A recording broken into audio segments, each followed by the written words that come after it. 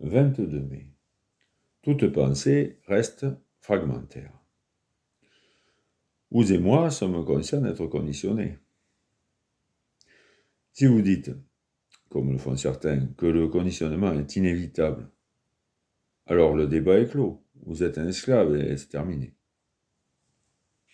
Mais si vous commencez à vous demander s'il serait peut-être possible de rompre ces servitudes, ce conditionnement, alors le débat est ouvert. Vous allez donc devoir explorer tout ce processus de la pensée, n'est-ce pas? Si vous vous contentez de dire « je dois avoir conscience de mon conditionnement, je dois y réfléchir, l'analyser afin de le comprendre et de le réduire à néant », dans ce cas, vous avez recours à la force. Votre réflexion, votre analyse sont une fois de plus l'expression de votre vécu antérieur. Ce n'est donc pas de toute évidence par l'intermédiaire de votre pensée que vous pouvez briser un conditionnement dont elle-même fait partie. Pour commencer, voyez simplement le problème, ne cherchez pas de réponse, de solution.